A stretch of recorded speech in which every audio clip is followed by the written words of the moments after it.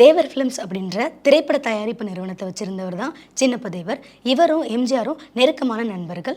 எம்ஜிஆரை வச்சு அதிகமான திரைப்படத்தை தயாரித்த தயாரிப்பாளர் அப்படின்னா அது சின்னப்ப தேவர் தான். எம்ஜிஆர் பற்றி சின்னப்ப தேவர்கிட்ட நிறைய பேர் தப்பாக நிறைய விஷயங்களை சொல்லிட்டு இருந்தாங்க. ஆனால் அவங்களுடைய வார்த்தைகள் எல்லாத்தையும் பொய்யாக்குற மாதிரி எம்ஜிஆர் சின்னப்ப தேவர் இவங்க ரெண்டு பேருக்கும் இடையில இருந்த நட்பு தொடர்ந்துகிட்டு தான் இருந்துச்சு. ஆனால் எம்ஜிஆர் செஞ்ச ஒரு காரியம் எம்ஜிஆர் சின்னப்ப தேவர் இவங்க ரெண்டு பேருக்கும் இடையில இருந்த நட்பு பிரியறதுக்கு காரணமாக அமைஞ்சது. அப்படி எம்ஜிஆர் என்ன செஞ்சாரு அப்படின்றத பத்தி இந்த நிகழ்ச்சியில திரைப்பட தயாரிப்பாளர் மற்றும் இயக்குனருமான சித்ரா லட்சுமணன் சார் நம்ம கூட ஷேர் பண்ணியிருக்காங்க.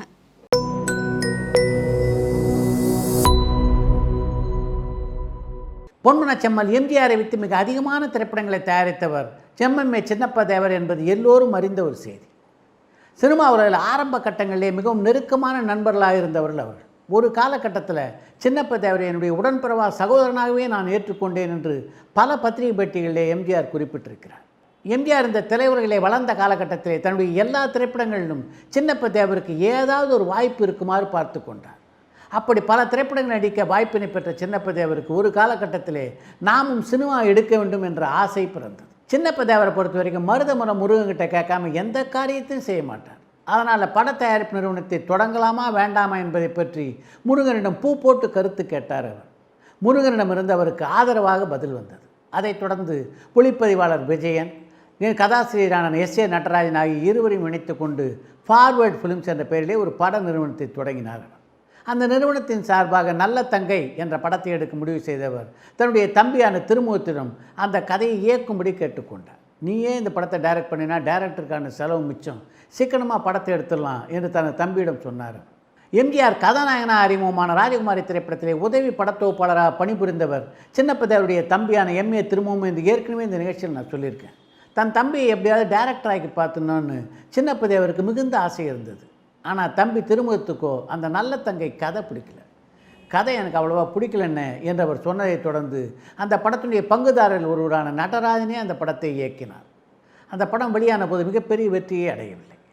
இந்த காலகட்டத்தில் ஈரோட்டைச் சேர்ந்த ஒரு பட நிறுவனம் பத்மினி என்ற ஒரு படத்தை தயாரித்து கொண்டிருந்தது. அந்த படத்தை தயாரித்தவர் ஒரு செட்டியார். அவரால் பணமுடை காரணமாக அந்த படத்தை முடிக்க முடியல. ஒரு 15,000 ரூபாய் உதவி செய்யும்படி சின்னப்ப தேவரை கேட்டு வந்தார் அவர். ஏங்க, நீங்கள் தான் பணம் லேவாதேவி பண்ணுறவங்க, நான் படம் எடுக்கும்போது உங்கள்கிட்ட பணம் கேட்கலான் இருக்கேன், இப்படி இருக்கும்போது நீங்கள் எங்கிட்ட பணம் கேட்குறீங்களே என்று அந்த செட்டியாரிடம் கூறினார் சின்னப்ப தேவர்.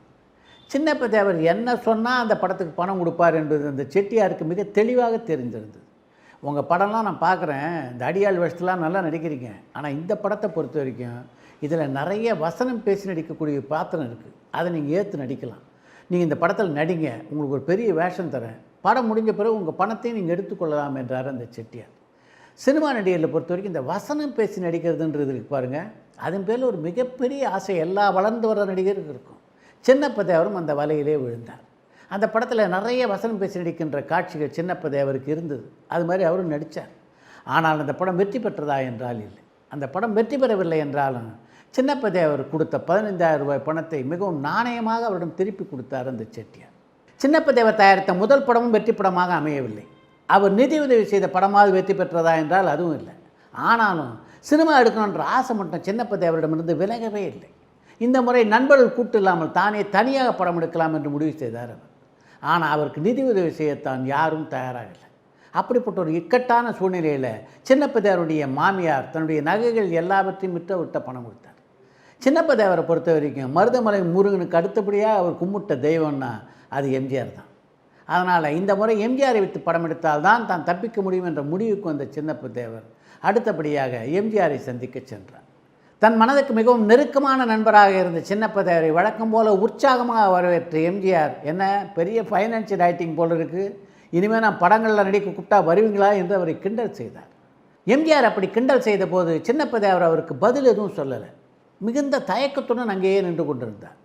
அவருடைய தயக்கத்தை மிகச்சரியாக புரிந்து கொண்ட எம்ஜிஆர், என்ன விஷயம், ஏதோ மனசுக்குள்ளேயே வச்சுட்டு தயங்குறீங்க, ஏதோ சொல்ல வரணும்னு நினைக்கிறீங்க, ஆனால் சொல்ல மாட்டேங்கிறீங்களே என்று சின்னப்ப தேவரிடம் கேட்டார். அண்ணே, உங்களுடைய தயவில் நான் ஏதோ ஒரு 10-20 படத்தில் நடிச்சிட்டேன், இப்போ என்னுடைய தம்பியை ஆளாக்கி பார்க்கணுன்னு நினைக்கிறேன், என்னுடைய முதல் படத்தையே அவனை தான் டைரக்ட் பண்ண சொல்லி கேட்டேன், கதை பிடிக்கலன்னு டைரக்ட் பண்ண மாட்டேன்ட்டான், இப்போ நீங்கள் காட்சி கொடுத்தீங்கன்னா நிச்சயமாக படத்தை டைரக்ட் பண்ண ஒத்துக்குவோம், நீங்கள் தான் பெரிய மனசு வைக்கணும் என்று எம்ஜிஆரிடம் சொன்னார் சின்னப்ப தேவர். சின்னப்பதேவர் அப்படி சொன்ன உடனே நீங்கள் என்னை வச்சு படம் எடுக்கிறதா தான் முதல்ல என்ன செஞ்சுருக்கணும்? நான் நடிக்கிற படத்தை பற்றி பேப்பரில் விளம்பரம் கொடுத்துட்டு அப்புறம்லாம் என்கிட்ட வந்து பேசியிருக்கணும். யார் யாருக்கோ நடிக்கிறேன், உங்களுக்கு நான் நடிக்க மாட்டேனா?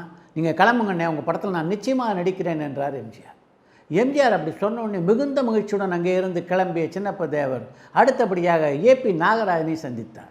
நல்ல தங்க கதைக்கு ஏபி நாகராஜன் தான் வசனம். எம்ஜிஆர் படத்தில் நடித்து கொடுக்குறேன்னு ஒத்துக்கிட்டார். அதனால் நம்ம கம்பெனிக்கு ஒரு நல்ல பேராக பாருங்கள் என்று நாகராஜனிடம் சொன்னவர், இந்த படத்துக்கு கதை வசனமும் நீங்கள் தான் அப்படின்னு நாகராஜன்கிட்ட சொன்னார். சின்னப்பதேவரை பொறுத்த வரைக்கும் முருகன் தான் அவருக்கு இஷ்டமான கடவுள் என்பதால் அந்த முருகன் பேர்லேயே அந்த பட கம்பெனிக்கு ஒரு பேரை வச்சிடலான்ட்டு ஏபி நாகராஜனும் பல பேரை யோசித்தார். சரவணா ஃபிலிம்ஸு, முத்துக்குமரன் ஃபிலிம்ஸ்னு இப்படி பல பேர்லேயும் யோசித்தார். ஆனால் எல்லா பெயர்களிலும் அப்போது பட நிறுவனங்கள் பதிவு செய்யப்பட்டிருந்தன. அதனால் வேறு வழி இல்லாமல் தேவர் ஃபிலிம்ஸ் என்ற சின்னப்பதேவரின் பெயரையே அந்த கம்பெனிக்கு சூட்டினார் ஏபி நாகராஜன். நீங்கள் சொந்த காலிலேயே நின்று பழகினவர், அதனால தான் உங்கள் பெயரையே உங்கள் பட கம்பெனிக்கு வச்சுட்டேன், திருப்தி தானே என்று நாகராஜன் கேட்டபோது சின்னப்பதேவர் முகத்திலே அப்படி ஒரு மகிழ்ச்சி. சின்னப்பதேவரை பொறுத்த வரைக்கும் திரையுலகிலே அவருடைய ஆரம்ப நாட்கள் பெரிதும் கழிந்தது கோயம்புத்தூரில் உள்ள சென்ட்ரல் ஸ்டூடியோ தான். அதனால் எம்ஜிஆரை வைத்து தான் எடுக்கின்ற முழு படத்தையும் அந்த ஸ்டூடியோவிலேயே எடுக்க வேண்டும் என்று சின்னப்பதேவர் விரும்பினார். எம்ஜிஆருக்கு ஜோடியாக பத்மினி அந்த படத்தில் நடிக்க வைக்க வேண்டும் என்று சின்னப்பதேவர் விரும்பினார். பத்மினி அந்த படத்தில் நடிப்பதை விரும்பி ஏற்றுக்கொண்டார். ஆனால் கோயம்புத்தூர் சென்ட்ரல் ஸ்டூடியோவில் தான் முழு படத்தினுடைய படப்பிடிப்பு என்றவுடன் அந்த படத்தில் நடிப்பதிலிருந்து பின்வாங்கினார் பத்மினி. நான் இப்போ நிறைய படங்களில் சென்னையில் நடிச்சிட்ருக்கேன், அதனால் இந்த படத்துக்காக கோவைக்கு அடிக்கடி வந்து போவதென்றால் சிரமமாக இருக்கும் என்பதுதான் அதற்கு அவர் சொன்ன காரணம். பத்மினி நடிக்க முடியாத ஒரு சூழல் ஏற்பட்ட போது அதை பற்றி எம்ஜிஆரிடம் எடுத்து சொன்னார் சின்னப்பதேவர். இதுக்கெல்லாம் நீங்கள் ஏன் கவலைப்படுறீங்க, பத்மினி இல்லைன்னா என்ன, பானுமதியை நடிக்க வைப்போம் என்று மிகவும் சர்வசாதாரணமாக சொன்னார் எம்ஜிஆர். அப்போது பானுமதி மிகவும் யோசித்து படங்களை ஒப்புக்கொள்கின்றவராக இருந்தார். அவ்வளோ எளிதில் அவர் படங்களை எல்லாம் ஒப்புக்கொள்ள மாட்டார். அதனால் பானுமதியா என்று வாயை பிளந்தார் சின்னப்பதேவர். அண்ணே, நானும் இந்த பட உலகுக்கு புதுசு, தம்பி திரும்பவும் பயந்தவன், பானுமதி படத்தை நடிக்க ஒத்துக்குவாங்களா என்று எம்ஜிஆரை பார்த்து சின்னப்பதேவர் கேட்டபோது, அதெல்லாம் என் பொறுப்பு, என்கிட்ட விட்டுருங்க என்று சொன்ன எம்ஜிஆர் சின்னப்பதேவரை பானுமதியிடம் அழைத்து சென்று அறிமுகப்படுத்தினார். இவர் என்னுடைய நெருங்கிய நண்பர், என்னை வச்சு படம் எடுக்கிறார், அந்த படத்தில் நீங்கள் கதாநாயகியாக நடிக்கணும்னு உங்களை கேட்க வந்திருக்காருன்னு எம்ஜிஆர் சொல்லி முடிக்கிறதுக்கு முன்னாலேயே அதுக்கு என்ன நடித்தா போச்சு என்றார் பானுமதி. பத்மினி மாதிரி முதல்ல படத்தில் நடிக்க ஒத்துக்கிட்டு அதுக்கப்புறம் கோயம்புத்தூரில் தான் ஷூட்டிங்னு ஒன்று நடிக்க வரமாட்டேன்னு சொல்லிட்டாங்கன்னா என்ன பண்ணுறதுன்ற அச்சத்திலே இருந்த சின்னப்பதேவர், அம்மா படப்பிடிப்பு முழுசும் கோயம்புத்தூர் சென்ட்ரல் ஸ்டூடியோவில் நடத்துகிறதா இருக்கும் என்று பானுமதியிடம் சொன்னார். அதனால் என்ன, பச்சைராஜா ஸ்டூடியோவில் தான் நானும் மிஸ்டர் எம்ஜிஆர் மலக்கல்லம் படத்தில் நடித்தோம், அவரே உங்களுக்காக கோயம்புத்தூர் வரும்போது நான் வரமாட்டேனா என்றார் பானுமதி. சின்னப்பதேவர் அந்த படத்தை ஆரம்பிப்பதற்கு முன்னாலே அப்போது தமிழ் சினிமாவிலே எல்லோருக்கும் மிகவும் நெருங்கிய நண்பராக இருந்த ஒளிப்பதிவாளரான ஆர் சந்திரன் ஒரு நல்ல யோசனையை சின்னப்பதேவருக்கு கூறினார். உங்கள் படத்தை பொறுத்த வரைக்கும் அதில் சாதாரணமான நடிகர்கள் யாரும் நடிக்கலை, எம்ஜிஆர், பானுமதி, கண்ணாம்பா, டிஎஸ் பாலையான்னு எல்லாம் பெரிய பெரிய ஸ்டார்ஸ் நடிக்கிறாங்க. இவங்கெல்லாம் கோயம்புத்தூருக்கு வந்து போகிற செலவு, அங்கே தங்குற செலவு இதெல்லாம் பார்த்தீங்கன்னா உங்கள் படத்துக்கு எக்கச்சக்கமாக செலவாயிடும். அதனால் நான் ஒரு ஐடியா சொல்கிறேன் கேளுங்க, நீங்கள் மொத்த படப்பிடிப்பையும் சென்னையிலேயே வச்சுக்கோங்க, வாகினி அதிபர் நாகிரெட்டியை நான் உங்களுக்கு இன்ட்ரடியூஸ் பண்ணுறேன், அவர் உங்களுக்கு எல்லா உதவியும் செய்வார் என்றார் ஆர் சந்திரன். அவர் சொன்ன யோசனை ஏற்றுக்கொண்டு 10,000 ரூபாய் பணத்தோடு சென்னை வந்து சேர்ந்தார் சின்னப்பதேவர். ஆர் சந்திரன் சொன்னபடியே வாகினி அதிபரான நாகிரெட்டி சின்னப்பதேவருக்கு எல்லா உதவிகளையும் செய்தார்.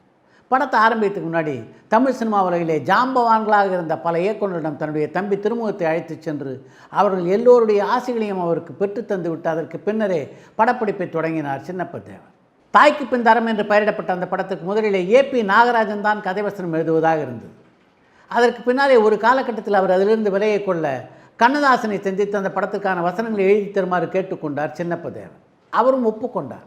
ஆனால் அதற்கு பின்னாலே அரசியல் வேலைகளிலே அவர் பரபரப்பாகிவிடவே அந்த படத்தினுடைய வசனங்களை அவரால் தொடர்ந்து எழுத முடியாமல் போயிற்று. அதனால் தன்னுடைய உதவியாளரான ஐயா பிள்ளையை அந்த படத்திற்கான வசனங்களை எழுதி தருமாறு கேட்டுக்கொண்டார் கண்ணதாசன். வாகினி அதிபர் நாகிரெட்டியினுடைய தயவிலே படம் வேகமாக வளர்ந்தது. அந்த காலகட்டத்தில் பார்த்தீங்கன்னா குலேபகாவலி படத்திலே சிங்கத்தோடு எம்ஜிஆர் போட்ட சண்டை மிகவும் பிரசித்தி பெற்றிருந்தது. அதனால் தன்னுடைய படத்திலும் அப்படி ஒரு காட்சி இடம்பெற வேண்டும் என்று சின்னப்பதேவர் விரும்பினார். அந்த படத்தில் சிங்கன்னா நம்ம படத்தில் காளையை வைத்துக்கொள்வோம் என்று முடிவு செய்தார் அவர்.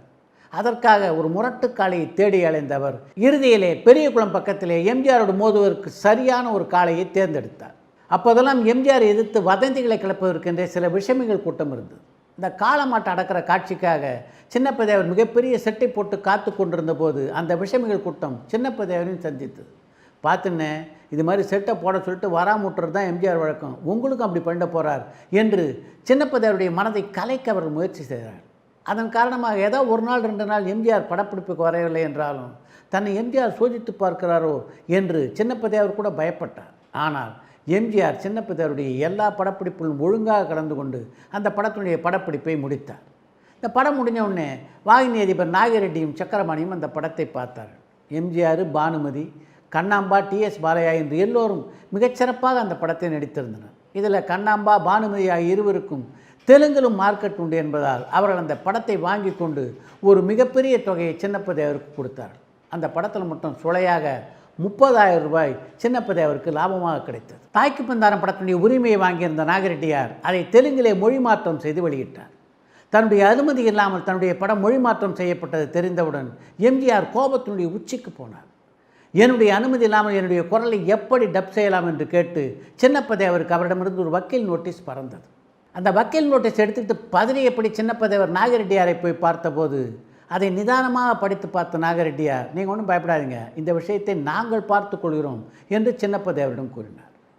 சொன்னபடி அந்த விஷயத்தை அவர் பார்த்து கொண்டார். என்றாலும் எம்ஜிஆருக்கும் சின்னப்பதேவருக்கும் இடையே இருந்த நீண்டகால உறவுக்கு நடுவே மிகப்பெரிய விரிசலை அந்த சம்பவம் ஏற்படுத்தியது.